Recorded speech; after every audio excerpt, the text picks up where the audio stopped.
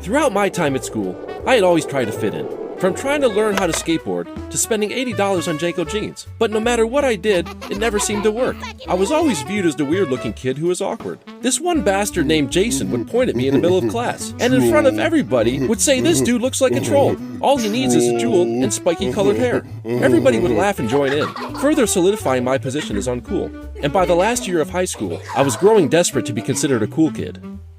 During my senior year, I had an art class with my friend Pat. In that art class, there was a separate smaller room that Pat's cousin Carol and another girl named Liz would use to work on their art projects. They were part of the art club and were always doing extra work during our class. This became a problem for our teacher, because Pat and I were always in the room during class, and we had failing grades. But luckily for us, our teacher was a total hippie. Enforcing rules or disciplining children was not her thing. The usual routine for this class was to show up late after smoking up in the bathroom, stay for 10 minutes, and then leave with my friend Rob to go to Taco Bell. I didn't have any money, I just wanted to smoke more weed. It was on one of these trips to Taco Bell that the discussion of doing your own piercing came up. I wanted to be cool, but was broke as hell, so the idea was intriguing. Within a couple days after that discussion, I found some safety pins to practice piercing various parts of my body. I needed to see if I could take the pain before I tried to acquire jewelry. I didn't know what I wanted pierced. All I knew is that I needed a piercing. I tried my eyebrow, but only barely pierced the first layer of skin. It hurt like hell, and my eyes started watering. After a couple of attempts, and feeling defeated, I thought my lip might be easier.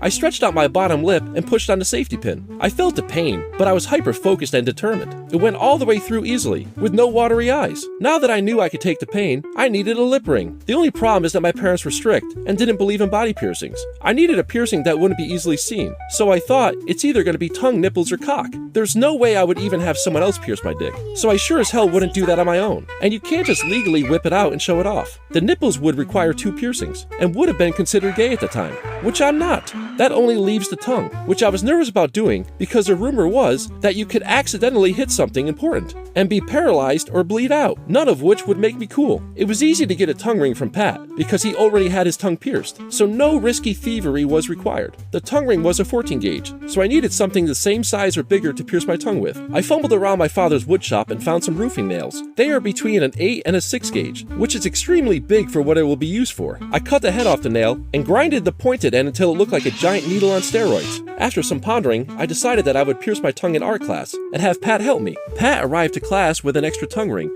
that was used for his piercing. We went back into the art club room. Carol and Liz were definitely concerned after Pat and I explained what was about to happen, but they were eager to witness nonetheless. Pat donned rubber gloves found in the room, and I rinsed my mouth with Listerine. I put Listerine in a water bottle with a nail and tongue ring, believing this would kill all bacteria. I faced a mirror in the room and pulled out my tongue. I searched for a good spot to pierce from top to bottom. When I thought I found center, I began to push. The tongue is a muscle, so it's harder than the lip to get through, and the nail was considerably larger than the safety pin. About halfway through, I tasted blood, and the pain was getting worse. Once I made it 99% of the way, the nail was having difficulty piercing the final layer of skin on the exit, and instead of piercing it immediately, it stretched it very far until it eventually poked through, and there was an audible gasp in the room. Now that the tongue was totally pierced, I needed Pat to follow the nail through with the tongue ring. He unscrewed the ball from the end and placed the tip of the tongue ring against the top of the nail, then followed the nail while I pulled it out from the bottom. Once that was done, Pat screwed the ball back in the end. Everyone, including me, couldn't believe it actually worked, and I'm still alive. Once this gets out, I'll be the coolest ever. Our art teacher came to the door as we were screwing on the ball and kicked us out of the room. She thought the tongue ring was cool, but was a little concerned. She was cool about it though, and I knew she wouldn't say anything. Throughout the rest of the day, as word got around, people would ask me to show them.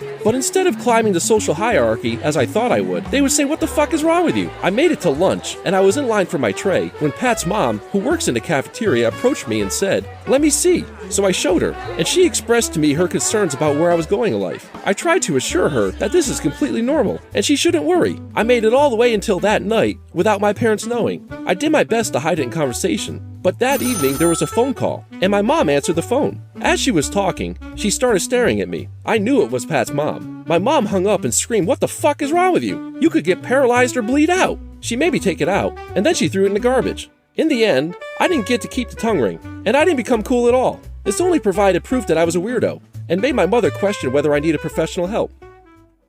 Subscribe to Like Chester Animations, motherfucker!